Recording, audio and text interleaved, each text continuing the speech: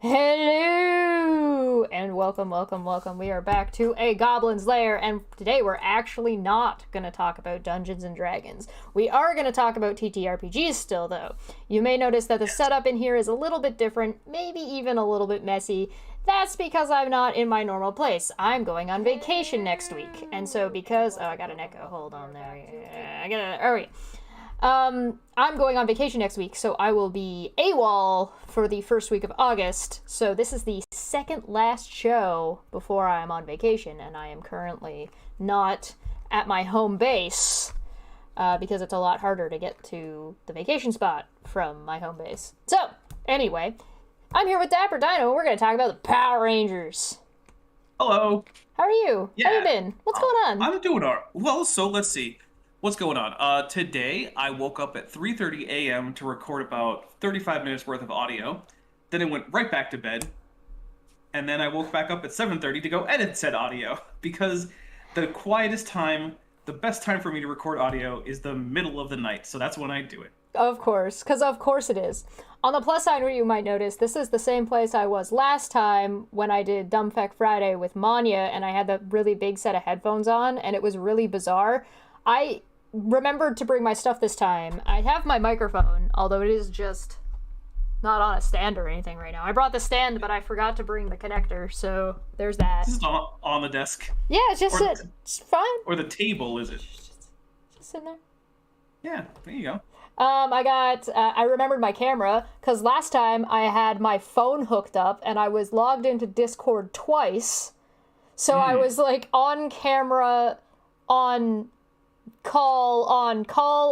camera. Ooh, yeah, so, that's not ideal. Yeah, so hopefully the audio sounds a little bit better than it did last time, because I'm not using a giant headset that doesn't fit me and is also like a, just a whatever headset. But why don't you tell people who you are? Because I'm Dapper Dinosaur. This is a whole different type of content. That's true. So I'm Dapper Dinosaur. I run a YouTube channel called Dapper Dinosaur. Yep, I changed it at one point from Dapper Dino to Dapper Dinosaur. It's primarily a young Earth creationism debunk channel, although it also touches on some other pseudoscience. And then there is also just some straight up, like, hey guys, this is a cool, like, extinct group of organisms or something. Let's have a little video about it. That happens too. But I also play a fair few RPGs. I play Dungeons & Dragons with Cheshire Vic, as well as a few other people, including Gutsick Gibbon, Maddie from Science Side Up, Ben Tovand, no relation, one of my regular co-hosts, TD Lane, who doesn't have a YouTube channel, but he's sort of associated with a lot of people that I know from YouTube, including myself, and also Erica's husband. Last time we played, it was her fiance, but now it's her husband. Oh, bless. They're so cute. They are. And right now I think they're in, like, Nairobi or something. Ooh. Yeah. Fancy. Yeah, and they're then going for a few weeks to Maddie as well. Well, I mentioned Maddie. Oh, sorry, I missed that then. Yeah. But also on my off-topic channel, I in fact play this game, the Power Rangers tabletop role-playing game, with again TD Lane, and again with Maddie, but also with a few other people who you probably wouldn't know from YouTube because, well, they don't have YouTube channels. So, and also, I mean, in terms of, like, role-playing background, I've been playing Dungeons & Dragons since Advanced Dungeons & Dragons 2nd Edition. Let's see, I've played... So, 2nd Edition AD&D, I've played 3rd Edition, 3.5, I mostly skipped 4. I played a little bit of 4, but I mostly skipped it. 5th Edition, I've played several of the Warhammer 40k role-playing games. I've played Vampire the Masquerade, I think it was 2nd Edition when I was playing. I've also played Werewolf the Apocalypse.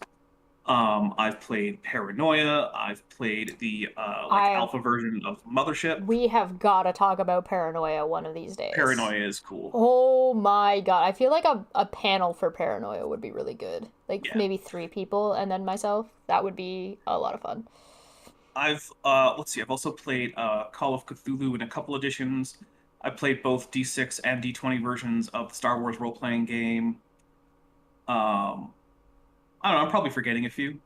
What I'm trying to say is, like, you've been around. I have a broad experience with tabletop role-playing games.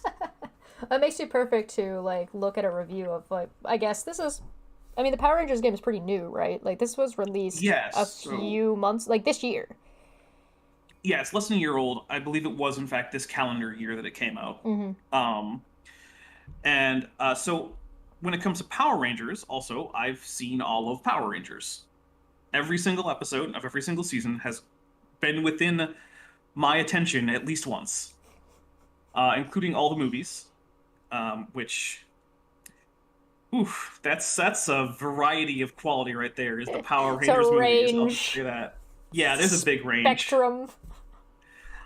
Spectrum is a good word for it, especially given some of the rules in this book. So that's why I think I'm reasonably qualified to give my take on this. And so, I don't know, where should we start with the game? Ben asks, I have Paranoia RRL, does that count? I mean, actually, it might make you a really good Paranoia player. It's true, yeah. Or a DM. It turns out, Can we make Bent DM Paranoia? That would be fun. That would be so much fun. For those of you guys who don't know, Paranoia is a tabletop role-playing game that's set in sort of like a dystopian sci-fi setting. And everyone is both in some way seditious and in some way a mutant. You have some mutant powers. And anyone who learns that you're either in some way seditious or a mutant will turn you in so that you can be executed. And you have to perform various tasks to like help maintain this dystopian city. And usually you won't be able to complete them without at least in some way using some of your mutant powers.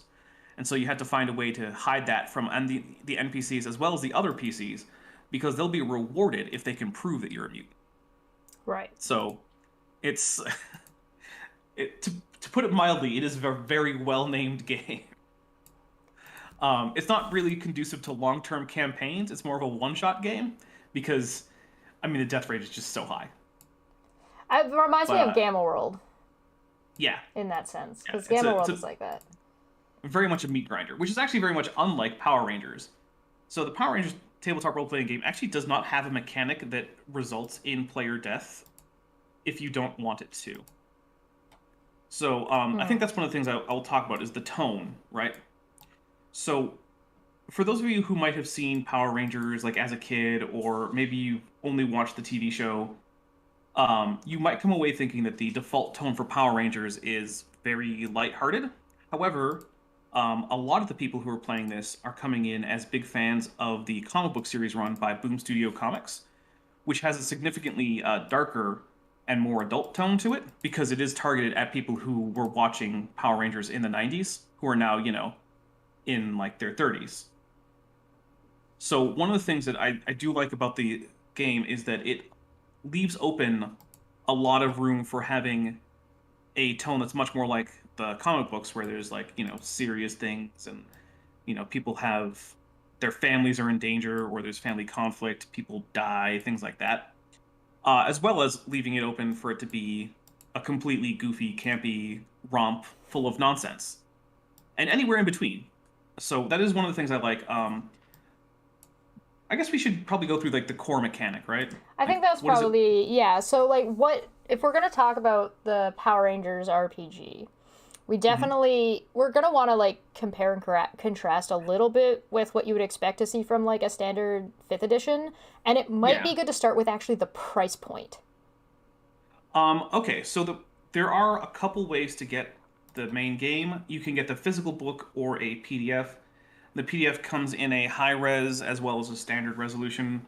The standard resolution is, I think, way too low. But Chesh, I think you have the web store opened up. Do you know what the prices are on the physical and the PDF? $38 for the physical, I think. So the PDF would be less.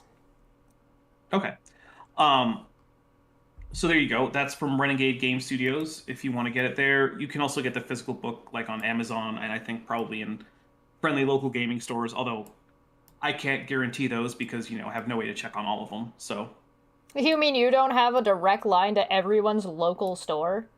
Yeah, no, I don't, turns out. Is that what you're telling me? How dare... There, I finally got the chat to look reasonable. Sorry, I was futzing with that for a couple minutes, because I noticed that the text wasn't showing up. Like, people's names were there, but the white text wasn't showing. The text is the most important part. Wait a minute. So, yeah, I fixed that. If I looked like I was focused on something that whole time... No, it's all right. I was. All right. So one thing I want to say is So this game is actually ultimately owned by Hasbro, right? Mm-hmm. Hasbro owns Power Rangers, and Hasbro owns D&D. Yes. And originally, this was going to be a 5th edition based game. And if you read through the book and you know enough about 5th edition, you will see like echoes of that here and there. Where you're like, oh, I see how this was originally a 5th edition game. And so ultimately, the core mechanic is still very similar. Um, you have a d20 that is going to be the primary thing that determines how well you do on any given check.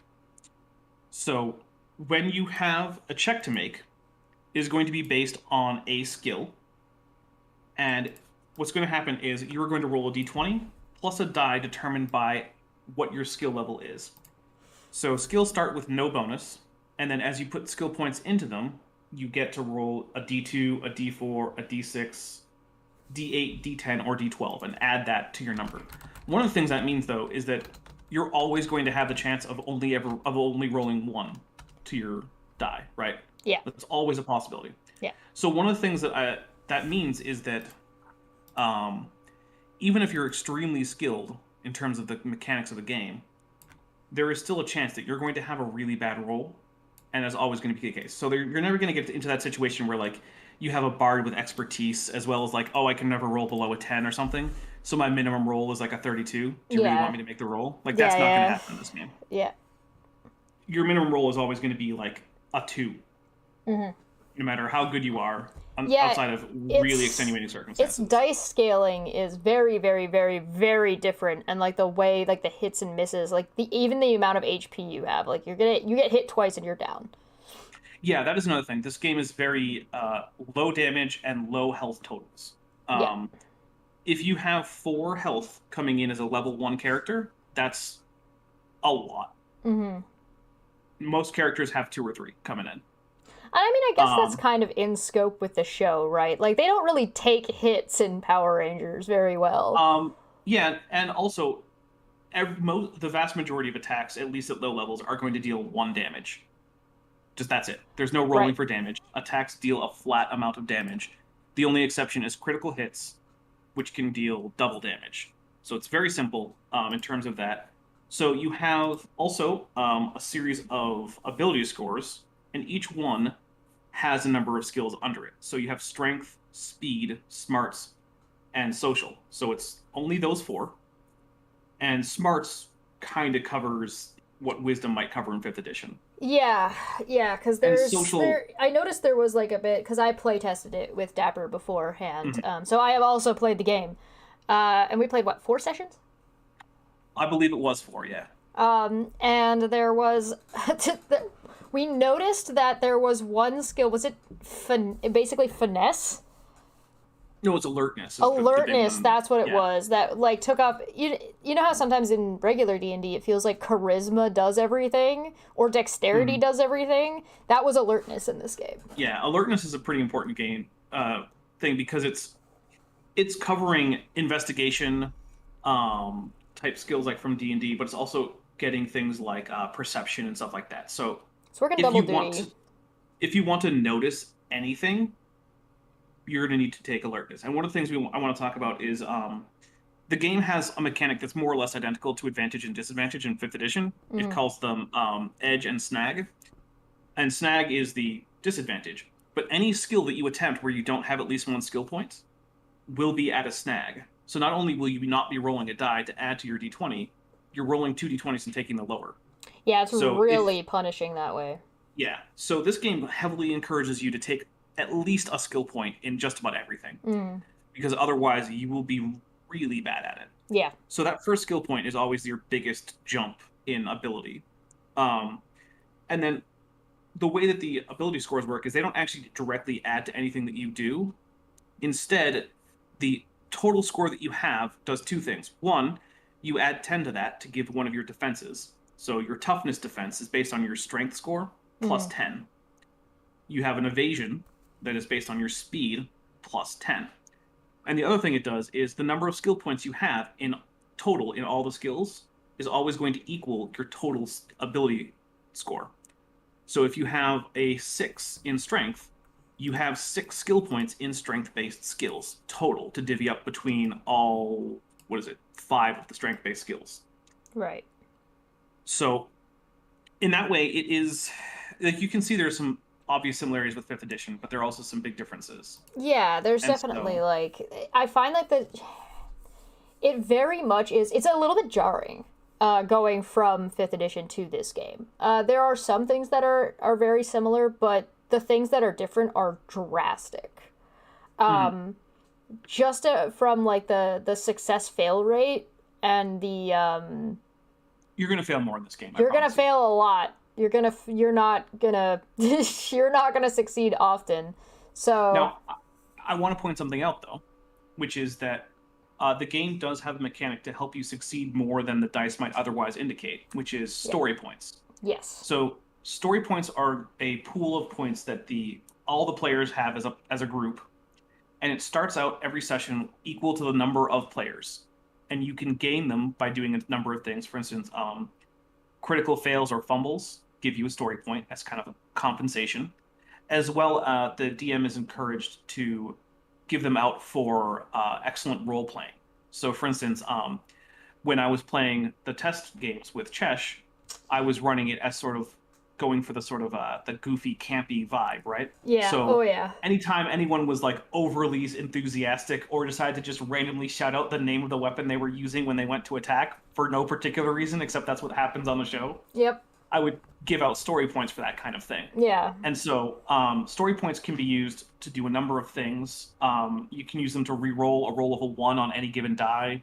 They're almost like a use them- legendary action, or Kind of. almost. You can also use them to roll a skill test with more dice than you normally would be able to and pick the highest. You can use a story point to add 5 to one of your defenses before you know whether or not you've been hit. So if you're like, oh, I really can't take this hit, story point. Now you're essentially your armor class is now up by 5 for that one attack. Yeah, yeah. So these are there to because I mean the game realizes you're going to fail a lot. Yeah. However, if you've been role playing effectively, you will have this as a resource to tip the odds in your favor. If you've been trying your best with your friends. Right. That is one thing, is the game does heavily encourage teamwork. Oh, yeah. So, yeah, if you're not working together, this game is not built for, like, PvP. At all. No. Which makes sense, because when in the TV show do you see Power Rangers fighting each other? When there's an evil one. When there's an evil one, or there's mind control involved. That's it. Right, which would be DM's discretion, right? Like, the DM would be running that character as of that point, so... Yeah. I mean, if the player is a good enough role player, I might let them do the role play as a mind control character, but it's still going to be a temporary thing where that's not how their character wants to act ultimately. Yeah, there's also an additional issue. Even 5th edition is not really designed for PvP. So if you do PvP, you kind of have to, as the DM, if your players are like, oh, we want to fight each other, you kind of have to like instill slightly different rules and sort of make some game adjustments. That's why a lot of the times you'll see it, even people who stream games, you'll see them doing it as like, oh, you're in a coliseum and you're just, or, oh, none of you have your weapons, or, yeah, it's stuff like that, where... Yeah. So, let's see. The game also has a class system. And here, I'm actually going to make a little bit of a complaint. So, the class system, each class is just given a color, right? So, there's the Black Ranger, the blue, green, pink, yellow, red, and white. Here's why most people who've been playing this game that I've seen are not a huge fan of this particular arrangement. It's because these classes really only make sense if you're focusing on seasons 1 and 2 of Mighty Morphin Power Rangers. Once you get into season 3 and then subsequent seasons, these roles don't really follow through, right? So in this game, the Blue Ranger is the big brainy one who comes up with all sorts of inventions and can, hack into computers or something. Okay, great. That's a pretty good representation of the Blue Ranger Billy from Mighty Morphin Power Rangers. But let's say that you want to base your Blue Ranger on Coda from Dino Charge, who was a literal caveman who couldn't really speak English very well and didn't really understand, anything, but he was really good at hitting things on the head. There were 2 Blue Rangers in Ninja Storm. That's true. There was, and neither of them was really all that brainy. No, the Green Ranger was the brainy one in that show. Yep, exactly. There was like a mauve-colored Ranger, Beetleborg, in that show, and he was like a himbo. Actually, both of them were himbos. I take that back. Well, The blue one, the dark blue, and the mauve one were absolutely both himbos, and then the light blue one was a girl, because obviously, if it's a light color, light blue has to be the girl. I mean, actually, it's a pretty common trope is the female Blue Rangers get a light blue. Light blue, yep. Yeah. Although, to be honest, I kind of like that color, so, like... Yeah, it's nice. Whatever. Yeah. I don't particularly mind. So this... I'll say this, though. That is an easy thing to fix, right? Yeah. You say, I'm using the Green Ranger role, but my color... The color of my actual costume is whatever, right? Right. So... You flavor it. It's... Yeah, you just reflavor it. But the other thing is, if you're coming in with this as your first game, that might not be obvious to you that that's a thing you can just do. Right. So, most people I know of who've been playing this would have preferred that these essentially classes got more generic names. Yeah, they weren't assigned to the a leader, the smart guy or something. To be fair, the leader is almost always exclusively the Red Ranger, so you can kind of get away with that one, but... The Red Ranger role does hold up the best to multiple seasons. Yeah. Although it's also not a universal thing. For instance... White Ranger and Green Rangers. The Pink Ranger and the Red Ranger in Time Force are almost swapped in terms of like their role on the team. Yep. So it doesn't completely hold up even there. But then again, like I said, you can just change it out pretty easily. Is it Wild Force where the White Ranger was Tommy? So therefore it was Tommy? Wild Force, the White Ranger was a woman whose name I don't remember, but it wasn't Tommy. Who am I thinking of then? White Ranger. Tommy was the White Ranger in Mighty Morphin Power Rangers seasons 2 and 3, and then maybe he that's was just the what Zeo I'm Red. thinking of. Yeah. Anyway, so we have Black Ranger is sort of he's a bit of a general support. A lot of the stuff that he does helps boost the team and their roles overall. Breakdance fighting, yes. Yeah. Blue Ranger, like we went over, is sort of the smart guy. He has various technologies he can unlock, and he can create inventions and whatnot. He's got the big brain. Yep. Green Ranger is sort of a solo specialist who, unlike the rest of the colors, primarily focuses on not necessarily fighting apart from the rest of them, but at least not right in concert. Like, he gets bonuses if he's not adjacent to allies in attacks, and if the enemy he's attacking isn't adjacent to his allies, he gets bonuses to hit them and things like that. Yeah. Pink Ranger is a ranged specialist, and so the Pink Ranger gets abilities to get extra damage on shots, or to do volley shots to hit an area and several targets at a time, things like that. Red Ranger is a leader, but also primarily a sort of like a striker, like relatively high damage to single targets, not much ability to do crowd control. Yeah. Yellow Ranger is basically a monk from D&D 5e. That's the one I played. You get lots of extra movement abilities. You get multiple attacks. Which is really strong, by the way, in this particular game style, because if you hit, things only have 2 hit points, really. So you can just, pop, pop, pop, and if you hit all 3, you gotta be lucky, or you've gotta, specialize a little bit. But if you do, oh god, you are useless otherwise, though. Yeah. The White Ranger is sort of a combination between the Black and the Red Ranger. They have some of the leadership type abilities, like you can have everyone base their initiative on yours. But they also have a lot of buffing of the team options. So, one of their abilities is Shining Leader, where you spend one of your personal power, which are basically everybody gets personal power, which are sort of like monk key points. You have a certain pool of them, and you can spend them on a lot of your abilities. And it's sort of you kind of get them equivalency to story points. So whereas, you get them as you do stuff. And with this Shining Leader, basically, instead of making an attack yourself, you take this action to inspire everyone else, and then they all gain edge, which is advantage on their next attack roll.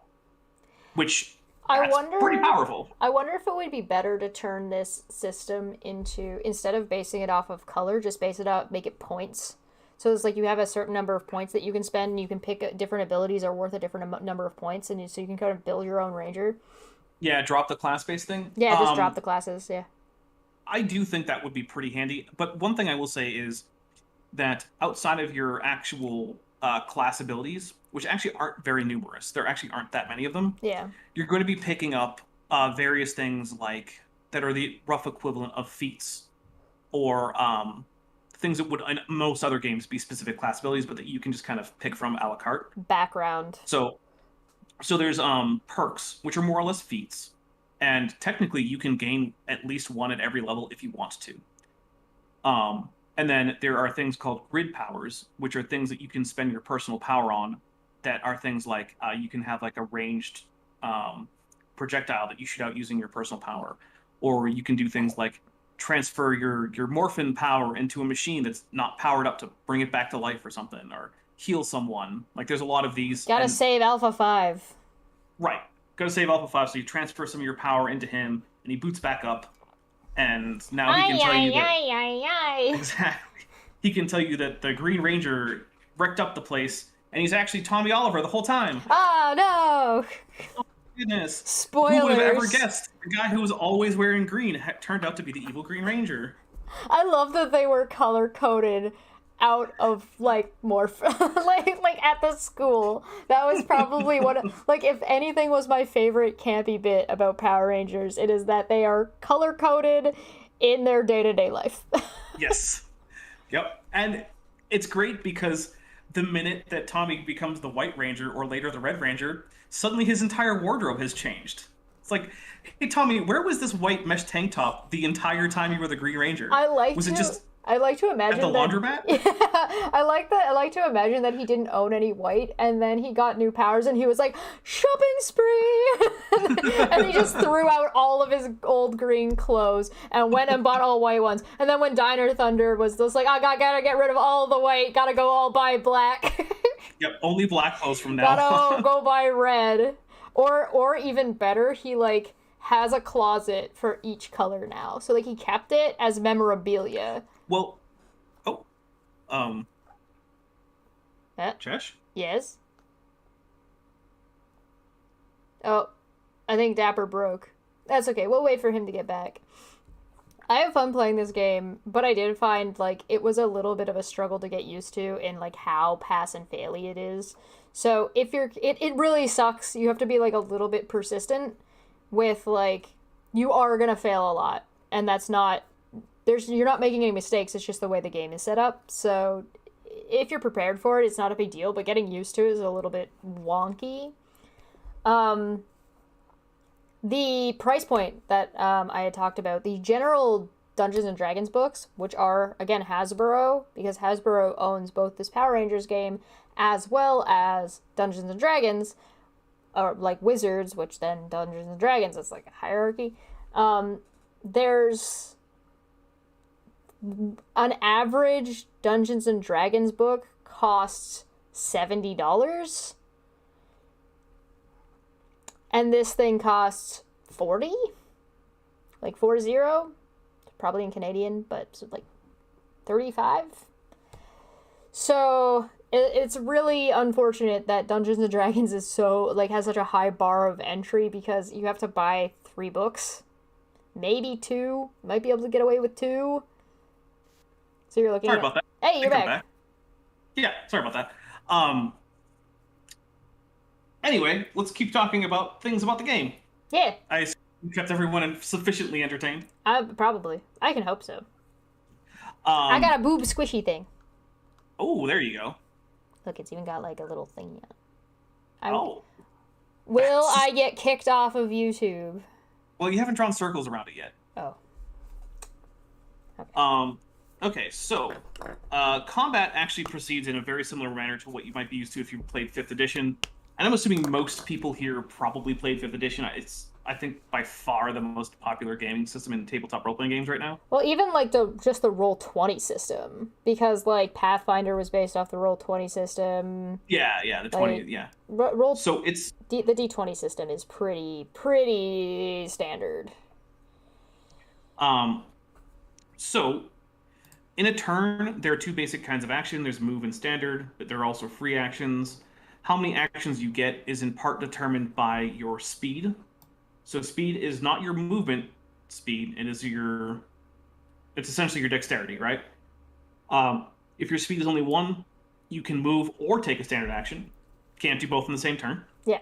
If it's 2, you can move or take a standard action, or you can replace a standard action for 2 free actions, which is a general rule. You can opt to just take 2 free actions instead of your standard action. If you're 3 or more, then you can take a move, a standard, and a free action during that turn. And then each bit above 3 that you get, you're getting extra free actions that you could take. Yeah. There aren't that many free actions to take in the game, but the best one, in my opinion, is probably aim, where you get to increase the size of the die that you get to roll for each free action that you spend aiming. And the downside is you're not allowed to move on the turn that you take an aim action. Yeah. But still, that could mean that you could take your targeting skill from a D4 all the way to like a D10. Yeah. Just by standing still. Yeah. And so, I mean, that can be really good. I don't think there's anything in this game that is like doesn't make any sense. I remember like the one thing that I thought was like this is absurd was that we could still attack giant monsters when you're in you're in small form. Let's talk about that actually. So the game, famously, Power Rangers has Zords. Interestingly enough, they wouldn't have Zords if Japanese Spider-Man didn't have a giant mech. Japanese Spider-Man was a bad guy. Actually, he was a good guy, but there's like a little story to it. So at one point, Stan Lee wanted to get the rights to Super Sentai in the United States so that he could do some cartoons and comic books based on Super Sentai property. He didn't actually ever end up doing that, but what he did do as part of this deal is sell rights to a Japanese, to Toei, so for them to produce their own live-action Spider-Man. And Spider-Man in this show had a big mech. And up until this point, their Super Sentai series didn't have mechs. They had like cars or bikes or something, but they didn't have giant robots. But Spider-Man's giant robot was super popular. So then suddenly, Super Sentai started having giant robots. And then the first Sentai that gets picked up by, Saban Brands, ends up being a few years after the first giant mechs were introduced into Super Sentai. So Good job, Spider-Man. The reason we currently have Zords in Power Rangers is because of Spider-Man. Thank you, Spider-Man. Blessed be to Stanley. So, I'm going to be honest with you. Rules as written Zords in this game are trash. I heavily modify the Zord rules, and basically it's just the combat rules for large things. So, in the game, rules as written, if anything is more than one size category different from you, you're getting bonuses to hit it, and in many cases, very significant bonuses to hit it. So if you're attacking...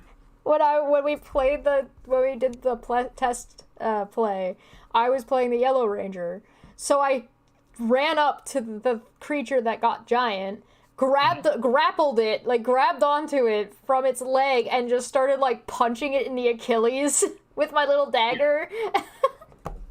Yeah. And I like couldn't miss. Yeah, it was almost impossible for you to miss. And then it only had like so many hit points because it's a low hit point thing, and it's just this is so stupid. Yeah. So did not work. Rules as written, in most circumstances, calling your Zords is just wasting a turn. Yeah. That would have been better spent attacking the monster in giant form. Yeah. Because you're more likely to successfully defeat the monster as Power Rangers than you are calling the Zords. In fact, when we did the test Action economy. Yeah. When we did the test play, the only thing that calling the Zords did was spend a turn, which meant you actually defeated the monster a turn after you could have if you had just not called the Zords. Right. Because I could just sit there and poke it with a toothpick. Right. So now I've actually talked to some of the game devs about Oh, this. good.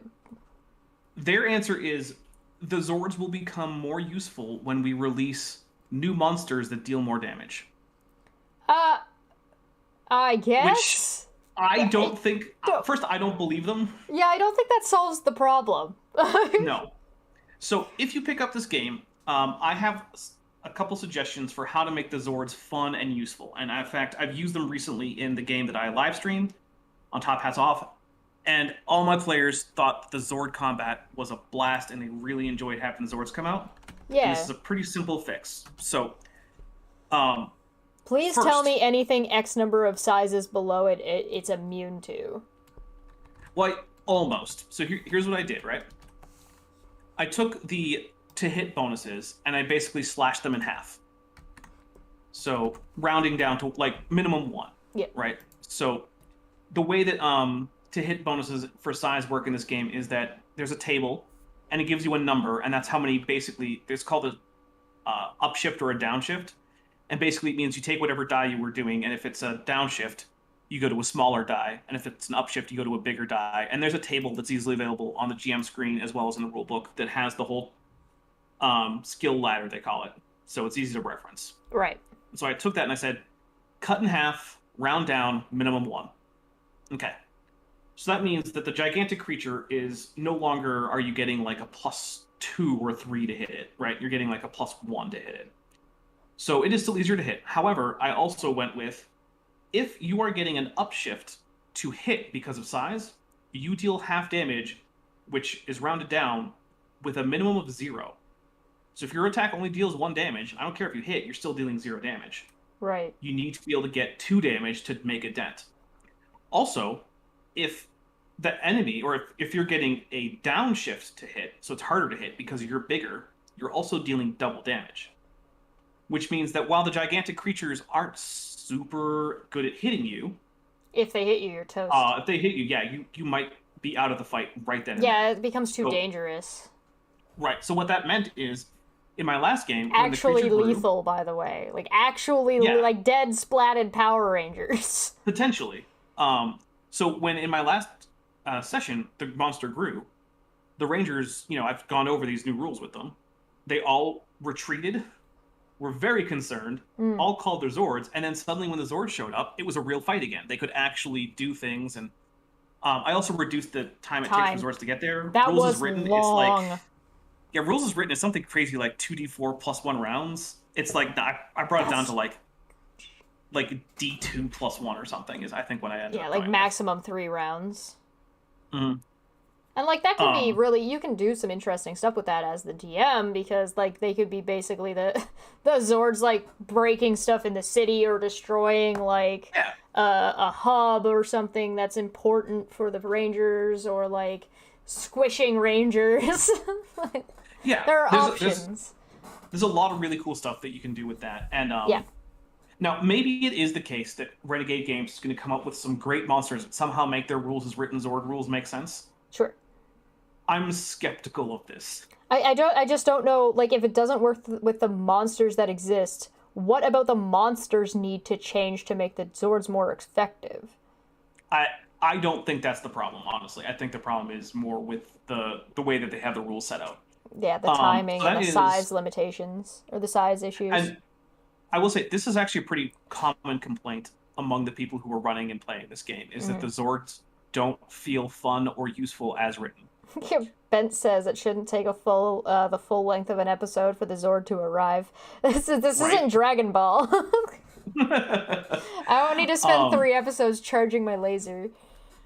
So I think it might be time to go into the book as an actual piece of print media, and like as for like what are you getting when you pay for this book. Yes. Okay, so one thing I will say is that the book is really great at capturing sort of a lot of the themes of Power Rangers and turning them into rules that make it feel like you're playing a version of the show or the comic book or something like that, right? Yeah. It has lots of great ways to do teamwork. The classes, story points. The classes work together well. Mm-hmm. if you want to use the default setting, which is sort of an alternate reality version of Angel Grove, where like seasons 1 through 2 basically happen, but things start to diverge a bit in season 3, I mean, that's great. If you don't, it's as simple as any other game to make up a different campaign setting. I think most of the people that I'm aware of are using their own settings, which, I mean, that's pretty standard for an RPG. Out of curiosity, how does this compare to, what was the one we played with the aliens? Mothership? Was that what it was? Was the horror game? Yes. Because I remember that used like a sort of a point system and ran a little bit with like... Yeah, that's another game that does, I think, a really good way of evoking a different tone. Right? It definitely evokes a different tone entirely, but it definitely did some things that I think maybe the Power Rangers one could benefit from. Not that I'm saying you should run a horror-based Power Rangers game, but I think maybe you should totally run a horror-based Power Rangers game. That would be so fucking cool. It'd be weird, but I think could be fun. I was talking with Trevor in the background. Trevor Volley, he's been on the channel a couple of times now. And I was talking to him in the background about what I had planned, because every year when I go to the cottage, I run a D&D campaign. Or by a campaign, I mean, I run a one-shot that's like maybe 1 or 2 sessions. Particularly if it's like raining out and whatever. So we play around. And I was explaining to him what I had made this year, and he's like, "What the hell? That's dark as what are you doing?" And then I was like, what do you mean? And then I started going over like the other campaigns that I had or one shots and stuff that I had run, and I'm like, "Oh my god. Everything I run is terrifying." what am I doing? So I gotta run a Power Rangers game now, and it'll nice. Probably be like psychological thriller. I was just gonna do a cute little murder mystery, and then it turned into a nightmare. Nice. It basically, I almost turned it into like, you're familiar with what is it, the spooky demiplanes like Barovia and stuff. Yeah, the Demiplanes of Dread. Yeah, that's it. The Demiplanes of Dread. So they used to be the Shadowfell, but the Demiplanes of Dread. I basically made one of those. Yeah. Basically made a new one. It's like, shit. I like it. Oh no. Maybe I'll run. Maybe I'll see how it goes at the cottage, and then maybe I'll run it internally or something. That'd be fun. That would be fun. So let's see.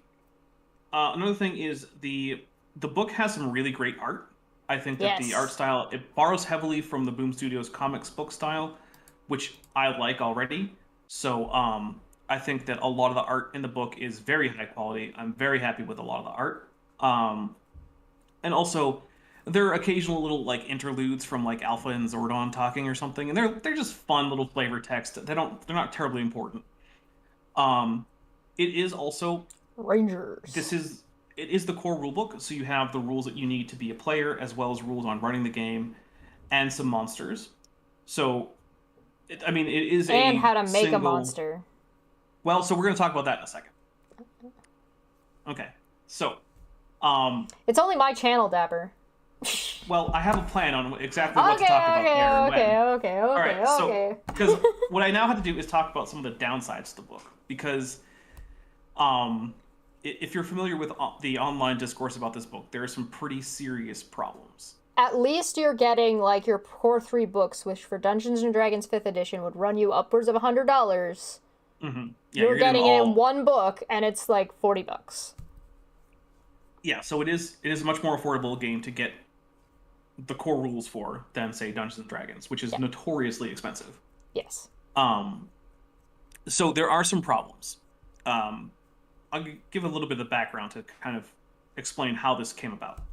So this game is the first game for the Essence 20 system, which is the rule set that they're using, and they're also being used for the G.I. Joe role-playing game that the same company is making, as well as the Transformers RPG, which they're also making, and the My Little Pony game, which they're also making, all of which are compatible.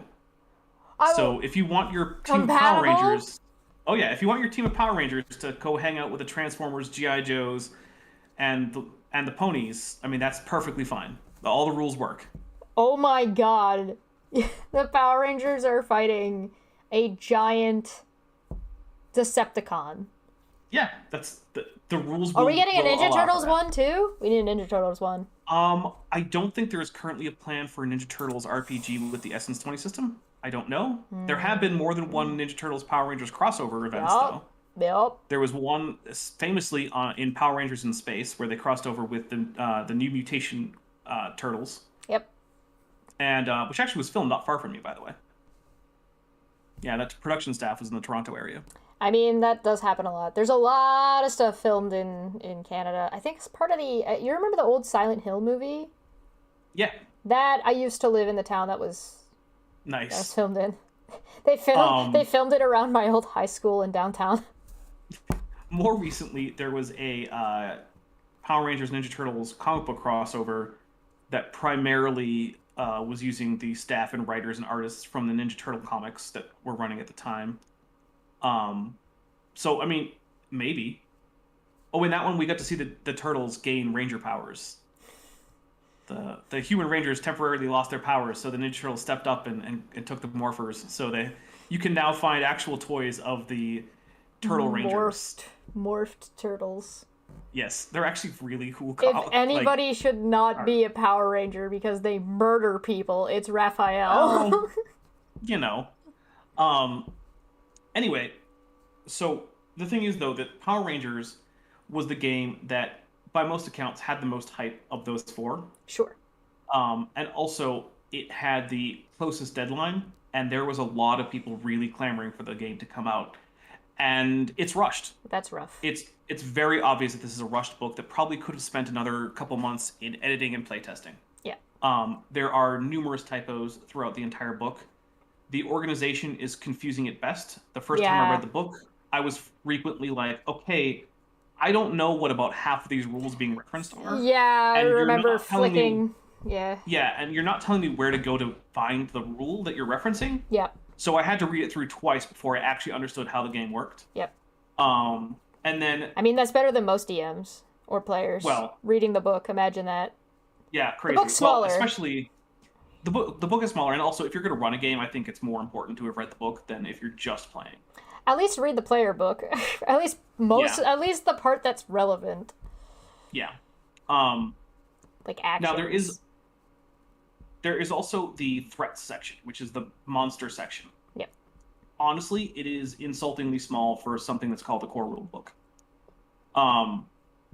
A core rulebook for a game, I expect that a brand new player or GM will be able to pick up this book and run a campaign through with primarily just the information there. Plus, they're gonna have to make up their own plot hooks and whatever. But you shouldn't need to go out and make up new monsters, make up new weapons, any of these things. It should be in the book, and you simply can't. Yeah, there's not a whole lot of weapons stuff. So the weapons, you're gonna have to make up weapons if you want much that isn't from the first 6 seasons of Power Rangers. You're also going to have to make up a lot of monsters or reskin monsters. So I'm going to check out the threats section. So we're just going to go through every threat that's actually in the core rulebook. We have Chunky Chicken, which is a monster that no one remembers from Mighty Morphin Power Rangers. He's got garden shears, though, so there's that. There's Finster, who is listed as a monster despite never actually getting into combat in the show. There is Putty Patrollers in 3 varieties, including the Zed Putties. Let's see. There's Pineapple the Clown. Remember that guy, right? Everyone remembers Pineapple the Clown. No one remembers Pineapple the Clown. There's Pinoctopus. Remember that one, right? I mean, yeah, obviously. Yeah. There's Paluticorn, which is actually... I like Paluticorn, but whatever. The names kill me. Well, yeah. There's Rito Revolto, which is, of course, Rita Repulsa's brother. Let's see. There's Slippery Shark. This sounds like what you ordered and what you got from Wish. Right. There's Snizzard. With his tonsil snakes that he can shoot from his bow, because that's a thing that makes sense. Yeah. There's Spitflower. Terror Toad, and that's it.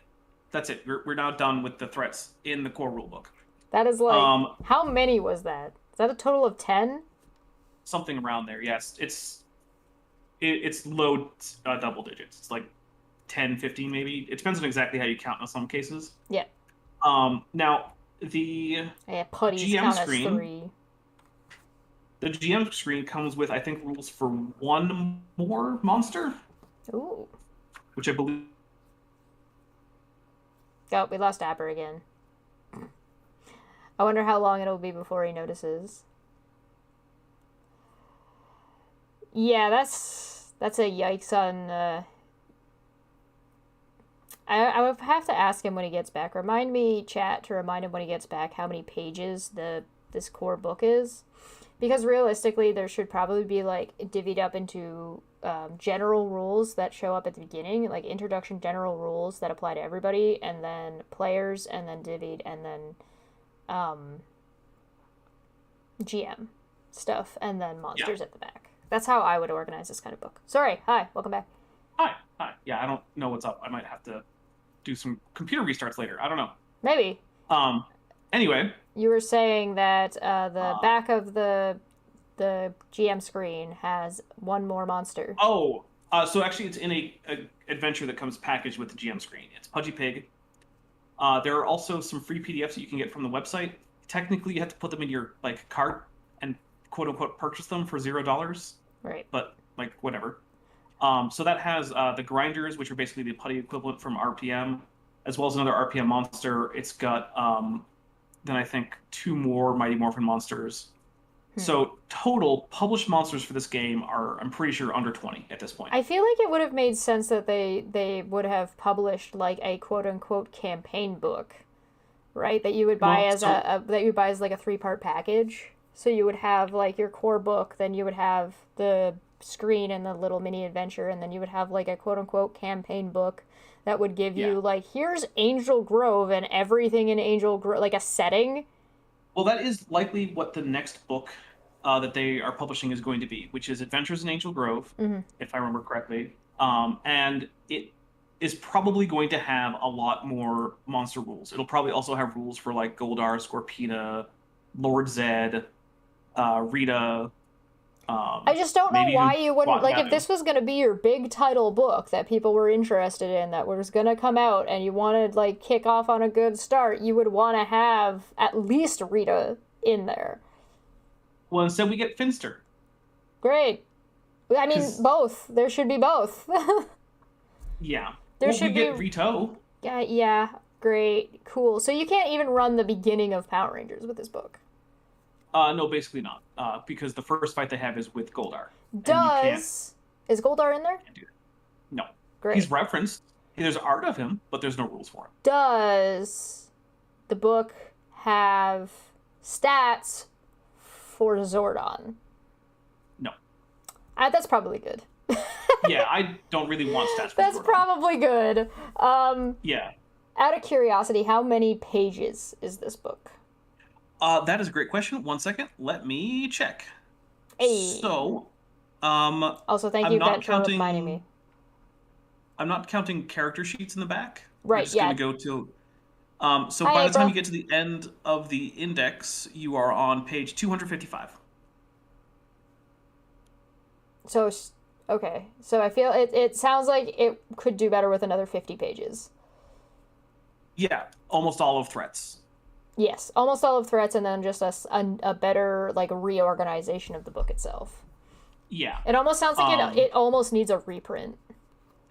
There have been a number of people who said that they would like for there to be a reprint. There has been a reissue of the dice, because there was a Power Rangers dice set printed. Oh, cool. But the D4s were... one side of the D4s was rotated, so that you couldn't actually tell unambiguously what number you rolled in all cases. Oh, no! So to be fair, though, they have said that anyone who has purchased one of these dice can get a free D4 that is fixed. And if you got it from the website, you can just go and fill out a form there. And if you purchased it from like a local gaming store, they're sending out a free replacement D4 for like every single dice set that those guys bought. So I'm sure if you have your receipt there, you can go and get your fixed D4 when those ship out. That's cool. I mean, I still think it's cool having just the idea, the concept of having specifically Power Rangers dice is kind of cool. Yeah. Because, like, The maximum there's so many neat number things is you can do with that. the maximum number is the lightning bolt symbol for Power Rangers. Yeah. They come in the 6 main. I think there might be white dice too for the White Ranger. But they come in the Ranger colors, and the game uses a D2, and the dice set uses a power coin with the corresponding animal from season like 1 a as pog. your D2. Yeah, basically. So you flip it like a coin, and which side it lands on is whether the 1 or the 2 comes up. Is it like a D20? And, like, is it a proper set? You know what? Let me double check, because I remember I don't think it has a percentile die because the game doesn't use them. That's sad to me. I love percentile dice, and I find that percentile dice are woefully underutilized a lot in 5th edition. I almost only ever use them for like random tables as a DM. Boo! I use them for so much shit. Yeah. So yeah, if I remember correctly, there's a D2 in the form of a coin. Mm-hmm. There's a D4, a D6, a D8, a D10, D12, and a D20, and they do come in, like I said, in the colors associated with Rangers. There's also the collector's edition of the rulebook, which has 6 rulebooks, 1 of each of the colors except white, and so that way, if you have a team of 6, I guess you can just give those. You can color code your actual players. Color coding your actual players, and then something about color code, like make them wear Power Rangers. You can buy like Power Ranger shirt that have like the Power Rangers symbol with it, that like the morpher of that Power Ranger on it, or like the stripey, the proper stripies on them, or the triangles, whichever one you're looking at, and you can get those and make your players roll. Like, I mean, that's a bit excessive, but I think that would be fun. We lost him again, by the way. Overall, in my opinion, the game is fun, but definitely needed tweaks when I played it, and it sounds like Dapper's done most of the tweaking that needed to happen to make like the Zord fights more interesting. I might make a slight adjustment to the edge and the snag, because the snag is like just way too. He left the Discord call. The new theme for today is how long can I stay connected? Oh, your audio is back. That's good. Hold. Yep. My camera should be here. Oh, maybe it's not. There it is. There you go. Okay. Yay! Yay! Yeah. My new theme for today is how long can I go before I just get disconnected? Well, we are coming up to an hour mark, so we can cut at an hour. We can do some final thought wrap-ups. One thing that I was talking about before we went on air is I always think about games in terms of, one, how is it for an experienced person to play or run, versus how is it for a first-time tabletop role player, right? Yeah. If you have a lot of experience with tabletop role-playing games and running them, and the kinds of things you should and shouldn't house rule, and the kinds of ways to do things like, come up with your own threats, which, I do want to point out, there is a PDF you can get. It's not in any of the published books, but you have to hunt a little bit for it. But there is a guide on creating your own monsters. It's actually pretty simple. You just pick effectively what your challenge rating is going to be for the monster, and then it has rules for, okay, here are some templates for, like, do you want a big tough guy, an average guy, or do you want someone who's going to be like, the tricky, lots of powers guy? Then, okay, how many health do you give them? How many skill points do you give them? All that. So it's actually pretty easy to come up with reasonable threats for the game. So there is that. That is a plus. Yeah, if you're looking for it, just search Power Rangers ttrpg. It'll come up. Yeah. There's also been some errata and FAQ that's come out, which, I mean, that's pretty standard, right? As an experienced role player, which I think I can reasonably call myself, having role played for over 2 decades. Yep. It's pretty easy once you have read the book through a couple times to get it ready to go. The rules themselves actually end up being pretty simple to use. And even creating new weapons is pretty easy because, spoiler alert, almost all the weapons are exactly the same. Yeah. There's a skill you use to hit with them. They deal 1 damage, and you pick an appropriate damage type. That's like it. Yeah, the game is a little bit limited in that regard, where it's like, but again, it is just the core book. It doesn't have, it's also not even 300 pages. So Yeah. just like to put that into put Well, that and into scale comparatively to other. also, its combat is intentionally simple, right? Yes, yeah, It like wants to be children. fast-paced. Yeah, it wants to be a fast-paced, relatively simple game. Yeah. Because the thing is, look, when you're watching Power Rangers, they're not really sitting down and having like strategy meetings. Yeah. Like it's you get to the action is snappy, you get out of the action, you have some story beats, a little bit more action. Yeah. Giant monster, you have a giant monster fight that again is pretty snappy and quick. Yep. A little bit more story beats, end of the episode. There you go. That's Yep. a Power Rangers episode for you. Yep. So it does a good job with that, but that also means it is pretty simple. If you want to get into like really crunchy tactical combat, go play Pathfinder. Yeah. Yeah. Even don't play this. Warhammer. Yeah. Is this a game that I would suggest that you play or run as a first-time tabletop role player? No. No. Especially run. If you've never run a game before, this game I don't think is currently in a state where it's going to be easy for you to pick it up fresh, never having done a tabletop role-playing game before, and say, I'm going to have an easy time playing Power Rangers. Mm-hmm. Honestly, you probably have a better time just homebrewing some 5th edition rules for Power Rangers. Yeah. Yeah. It's like the fighter is just the Red Ranger, and he gets access to his class abilities when he's morphed. Yeah. Done. Done. Now you have a Red Ranger. That's Your it. Yellow Ranger is a monk. You get access to your key points and your class abilities when you're morphed. Yep. Now, would that do as good a job at capturing all the themes and everything? No. That's But would it be something that you could play? well, a lot of just that would as a be first time? a lot of that would be flavor. And so, like, if you know enough about Power Rangers, you'll be able to flavor it enough. And if your table wants to play Power Rangers, you can like give out additional inspiration die for your story points, or give them an additional feat if you want to, whatever. So, yeah, I would not suggest this as your first game to run. Now, if you're a first-time player, but you have an experienced GM, I think that could work. Yeah. Because you can ask those questions to the GM, who will probably be able to answer them pretty Yeah, easily. I think it's more jarring as a player who's experienced trying to come into this than you would be as a new player. Yeah. So, overall, do I think the book is currently worth the price? Mm. I would say right now, if you want to get the physical book, maybe hold off for a reprint, hopefully, to fix the various typos, and maybe that adds in things like, here's a reference for where to go find that rule that we just talked about, even though we've never talked about it before. It just sounds like it needs to be relaid out. It does. And proofread.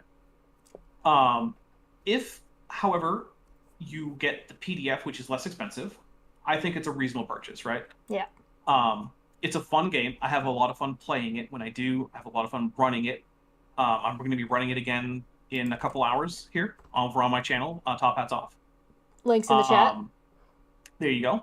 So, yeah, overall, this is a fun but seriously flawed in some ways game. What if you're a kid? Like, would you, like, because, like, Power Rangers, what if you are a child who would watch Power Rangers? Would you be able to pick up this book and play as a player? Or is this not quite, is it too crunchy for, like, a child? I think a child could play as long as they are able to reliably know which die is which. Mm-hmm. And they're going to have some reasonably good literacy skills to navigate the character sheet, because I mean, it's not any less complicated than most character sheets. Yeah, it's a little bit sticky. I remember I remember getting lost in that character sheet a couple of times, being like, where the hell is this skill? Yeah, there is that.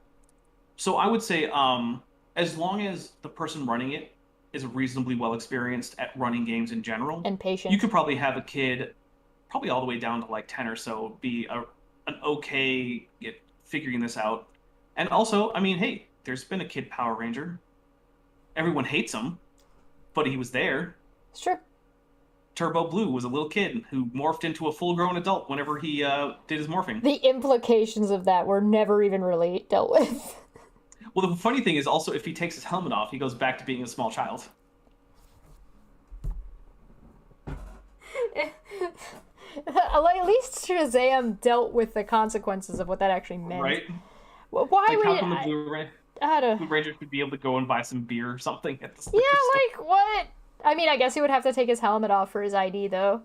Yeah, and then he would shrink again. Yeah, I don't know. All right, that's the questions for next time. Dapper, what do you got? Yeah, there you go. What do you got coming up? So you got top hats off. You're actually going to play the game with your adjusted rules. So, yep, which is a minor adjustment. They might not even come up today. Maybe not, but you can go and check that out. And they have come up in the past, so you can go and catch up. And that's on Top Hats Off. It's literally just Top Hats Off. If you YouTube search it, it'll come up. But the link is also in the chat if you're interested. But what else you working on? Let's see. So today I am almost done editing a video that'll be available for patrons and channel members, hopefully today, at the latest tomorrow. And it will probably be about 2.5 months until anyone else sees it, because I have about 2.5 months of content that if you give me a little bit of money, you can just see about. I think it's something around like 7 or 8 hours worth of stuff that you can just watch on my channel. How much is your lowest tier that gets access to that? $1. There you go. You give me $1 a month, and you can get like 7 or 8 hours worth of Dapper Dino content. That is definitely worth it. I think so. I try to make it worth like what people are paying me, right? Like if you're going to give me money, I'm going to make it worth your while. I do all of mine in the Discord. The Discord has so much shit in it. Oh my god. That $1 also gets you access to my Discord, where I post early access links. I'm also there all the time. We have watch parties sometimes. Sometimes I stream the game I'm playing to my gaming channel. Yep. Some of my patrons are working on getting a Minecraft server for patrons and members off the ground. Very fun. Thursday, the 28th. Remember that time I talked to Cindy Lincoln and her friend on your channel, Chesh, not that long ago? Yes. Well, I had just recently, when we did that talk, finished up a 2-part series responding to her video about stratigraphy. Oh! And the first part is actually coming out publicly tomorrow. Part 3, I guess. Basically, yeah. Or part 2, the beginning. Yeah, part 2. So this is the stuff that I'd already done before I had that conversation. That's hilarious. Okay. Yeah. I absolutely hope people watch that and then compare and contrast the live conversation. And then maybe once your series is finished, like once your breakdown videos are done, we'll give her time to like watch through them and then bring her on again. Oh, she's had those links since I finished them. Oh, She's yeah, one but, of the people who got early access. We gotta wait. Yeah, no, I get it. So the 30th is looking like it's going to be a Dapper Reacts with Vishanti. Very nice. We've been going through, interestingly enough, a geology video. It's been there's been a lot of rocks on my channel. There's rocks everywhere. I say that my channel isn't atheists. Well, I say my channel isn't an atheist channel, but then I keep talking about rocks, so I don't know, maybe it is an atheist channel now. Oh no. So let's see, the second is going to be Kent with Bent, where Hell myself and Benthoven, no relation. We're going to continue our journey through Creation Science Evangelism 201, which is Kent Hoven's allegedly 200 level course about all of the nonsense he believes. 200 IQ, you mean? Well, obviously. Big brain. So then, that Thursday, the 4th, is going to be the second part. Yep. Of, the Cindy Lincoln. Then on the 5th, I'm planning on releasing a speculative evolution video, which is going to have some weird alien creatures, feature a bunch of my art. And then on the 6th, I don't know, something will happen. Somebody please do a compare and contrast video of Dapper's responses and then the debate hub with Cindy Lincoln. Please, please, please, please, please. I would love to see like just the way that conversation looks from like 3 different perspectives, and then we'll totally have her back to talk about it more, because oh my god. Talk to Cindy on air. Yeah, Cindy's look, everyone knows I love Cindy, and Cindy and I have a lot of things to disagree about, but also Cindy's awesome. Yeah. And no shade on Cindy. No shade on Cindy. We love Cindy. I still want her and you to do a gardening show. I would love to do a gardening show with Cindy. I'd have to go live with her somewhere, though. Well, I know that she is looking to leave the area that she's living in now, which is still, like adjacent to Dinosaur Adventureland. Yes. Yeah. Although I will say this, so Steve Lynn, who is the guy that she successfully sued, yes. She got a default judgment in less than 2 years, interestingly enough. Nice. Against him. So he now owes her, I think, somewhere around the 15 grand area for property damage. But in the intervening time, he started stalking her from across the street and then tried to frame her for killing her neighbor's dog. What the fuck? What the fuck? Yeah, this poor lady. Myself and everyone else who knows her has been like, Cindy, you need to not live there. Leave. You need to move. Come to Canada. There you go. Steve Lynn is probably not going to make it all the way to Canada. Although apparently he's been kicked off Dinosaur Adventureland finally. Here's the thing. If he tries to come into Canada, there's going to be some problems if he's already got a judgment against him for that amount of money. Oh, it's not only that. His criminal record means that he's not eligible for crossing the border. Even better. Cindy, come to Canada. Please. Yeah, he is not allowed to cross the border. Yeah, per Canadian law. I kind of thought that might be the case. Yeah. Yeah, if he actually tries to go across an actual border crossing with his actual passport... It's not going to be me and Cindy doing gardening. It's going to end up being Cindy and my mom. Well, that's fine, too. That would be great. Here's one of the secrets. If you want to cross the Canadian border without going to a border crossing, it's trivially easy. Yeah? That border is vast and mostly unguarded. Yeah. You can just walk across most of it. And it's like there's it's even clear. It's a no-touching zone, so you just have to get to it, and then you just walk right across, and it's all like clear field. Mm-hmm. It's all clear cut. Yeah. It's a very porous border. It's water. It's trivially easy. Yeah. Now, that is against the law, and I'm not saying to go do it. Don't do that. It is very illegal on both sides. Yeah, don't do that. Both the U.S. and the Canada find that to be naughty. If you get caught, you'll be in big trouble.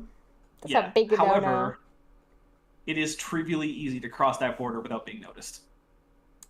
In fact, actually, there are a few places where one side of a street is in the U.S. Going one way, and the other side going the other way is actually in Canada. Yep.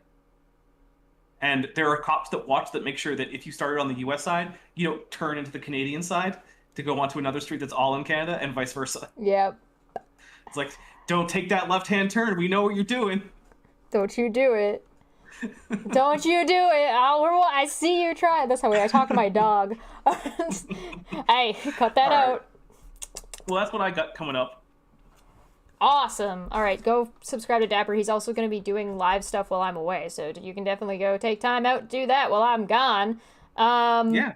I've got, at least, I think, 3 live shows while you're gone? I was going to have a video ready to go out on Wednesday while I was gone, but I spectacularly failed. So... Darn it, Chess, you had one job. Yeah, something like that. So, yeah, I have one more show this week on Friday with Manya and Landon, and we'll be catching up on volcanoes and covering... there's been some crazy stuff going on with Pele, but we were also going to talk about white something. Zombies? No. White Zombie? No. Because we did watch White Zombie together. We did do that. That was interesting. That was on the Seabad show, so, feel free to go check all of that shit out. And I will be back after the 6th of August at some point in time. Ooh, hey, you know what I have coming on release day is the Spelljammer books. Maybe we should talk about those. Yes. Yes. Yes. That thing. Look out for that thing. We're going to do that thing at some point. Hell yeah. Hell yeah. What's the release day for that? The 16th of August is apparently the release day, as well as the day that Amazon tells me it's going to be arriving. Okay, so 16th of August. That will be a thing, hopefully. We might have to push it a couple days so I have a chance to read them. No! Okay. All right, we'll do it the Wednesday. All right, that sounds a little bit more reasonable. You get to get the book at 4 p.m. I have to have the whole thing read in 2 hours. Also, it's 3 books. No, the next day. You get it. The 16th is the Tuesday. So if we go live on Wednesday, you get... I have 24 hours to read all 3 books. Yeah, and you've got you got 24 hours to read them all. Okay, so was that 8 hours per book? I think that's doable. You could do that. Yeah. Hell yeah! All right, I'll let you guys know how that D&D campaigns with my family goes, the one shot, and maybe I'll run it for you guys live at some point. That'll be fun. Let's get out of here. Say goodbye. Bye, everybody. Bye.